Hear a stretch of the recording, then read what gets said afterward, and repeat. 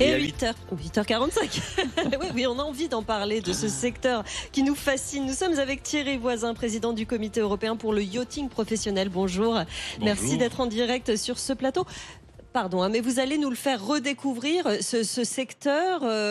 Redites-nous ce que ça regroupe, ce que vous faites réellement comme activité au quotidien. Alors, il y a plusieurs activités. Le 06, c'est toute la côte méditerranéenne. C'est un endroit surtout de service. On est ce qu'on appelle des brokers, des courtiers maritimes, dans lequel on s'occupe bien entendu, de vente, d'intermédiation, de location, et également de gestion, puisque lorsqu'un bateau, il y a un équipage de 8 ou 10 personnes à bord, c'est une petite entreprise qui se gère. Et puis il y a d'autres personnes qui font énormément. Une autre caractéristique de cette région, c'est le service au bateau. C'est-à-dire lorsqu'un bateau arrive, qu'il a été construit très souvent ailleurs et très souvent pas en France, ça s'entretient, il y a de l'électronique, il y a de la mécanique, il y a tout. Et tous les grands fournisseurs sont présents ici. Alors expliquez-nous, parce que vous êtes PDG de The World of Yachting, expliquez-nous effectivement dans cette industrie qu'on connaît mal, mais qui nous fait rêver. Je rappelle qu'on est toujours en direct de la Villa Masséna depuis Nice pour cette 6e étape du Tour de France.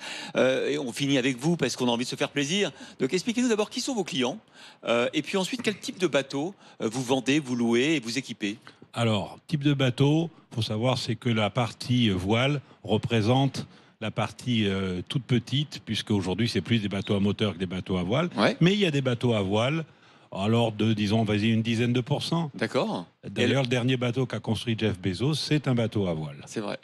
Alors, il a du mal à le faire sortir du port, vous le savez. Non, il est sorti. Ça il est sorti. Il a fallu quand même casser un pont. Hein. Non. Ils l'ont pas démonté. Ils l'ont pas maté, donc il est passé sous le pont. D'accord. Ça faisait trop d'histoire. Ils viennent d'où vos bateaux?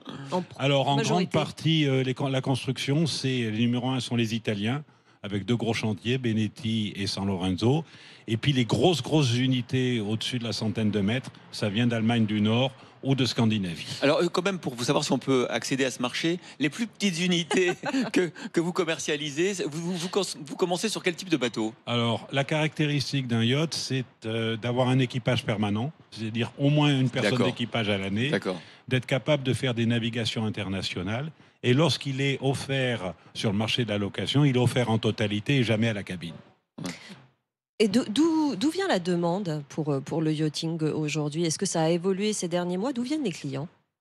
Les clients sont essentiellement nord-américains. Ouais. C'est la plus grosse clientèle. Je rentre du salon de Palm Beach, c'est pas pour rien. On a été les voir en leur disant que c'était beau la France. Alors justement, vous êtes à la fois président du Comité européen pour le yachting et PDG de The World of Yachting. C'est quoi votre part de marché dans cet univers très anglo-saxon? Et est-ce que, par rapport à vos gros concurrents, quelle taille vous représentez? Alors d'abord, les anglo-saxons, ils ont compris qu'il y a un endroit, si on voulait faire de l'intermédiation, c'était la France où il fallait venir.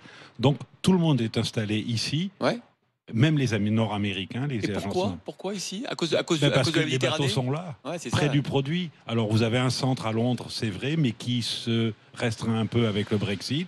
Les Américains sont très présents en Floride. Et puis, dès qu'on vient naviguer en été, c'est en Méditerranée qu'on vient, et en France en priorité. Donc, vos clients, c'est essentiellement nord-américains, mais pas que, et l'activité est méditerranéenne. Pendant l'été, l'activité est méditerranéenne, et pendant l'hiver, elle est aux Antilles, la plupart du temps, les Caraïbes, et puis quelques bateaux qui font le tour du monde. Et ce que vous nous disiez, c'est que l'activité se porte bien. Vous avez bouclé une très belle année 2021. Alors, sur la question d'intermédiation et de vente, oui, ça a été une très belle année. C'était une année extraordinaire. La meilleure, l'historique? La meilleure depuis 9 ans. Incroyable. Ouais. Est-ce que vous attribuez ça au fait que comme on peut plus, effectivement, comme c'est compliqué de voyager de manière internationale, au fond, le bateau, c'est le dernier havre de paix? C'est certainement ça. D'abord, les gens avaient accumulé de l'argent. Deuxièmement, ils n'avaient pas beaucoup d'activités puisqu'on ne voyageait plus, etc. et tout. Et ils ont décidé d'aller sur les bateaux parce que les bateaux, c'est du loisir. Et deuxièmement, c'est quand même l'endroit où on est le plus à l'abri du Covid. Bon, vous aurez peut-être moins de clients russes cette année? On aura moins de clients russes, mais c'est pas dramatique. Bon. Aujourd'hui, j'ai une activité de représentant fiscal.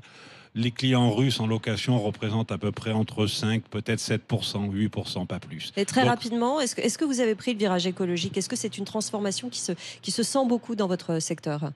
Le virage écologique, bien entendu, il y a toute une partie qui est environnementale, Ce sont des règlements concernant la protection des posidonie. Oui. Et ce sont également des bateaux qu'on construit aujourd'hui avec, on parle du yacht à hydrogène, on parle du yacht hybride. L'empreinte écologique est extrêmement importante dans les souhaits de construction des gens qui peuvent investir là-dedans. Il y a quand même le problème du carburant qu'il faudra résoudre un jour. C'est-à-dire qu'on consomme énormément de fuel quand on a un bateau. Oui. C'est pas ce qu'il y a de plus écologique. Non. Mais le fait est, c'est qu'aujourd'hui, on travaille sur d'autres carburants pour pérenniser l'activité et on sait que le fuel va être à terme supprimé et remplacé par autre chose. Bon, Thierry Voisin, vous voyez que la mer est juste derrière nous. J'imagine que le yacht nous y attend. Oui, c'est ça. Je sens bien que Christophe est convaincu. Il lui fallait pas grand-chose. Bon, en tout cas, voilà, on Thierry était Voisin. ravis de passer ces 3 heures avec vous en direct de Nice.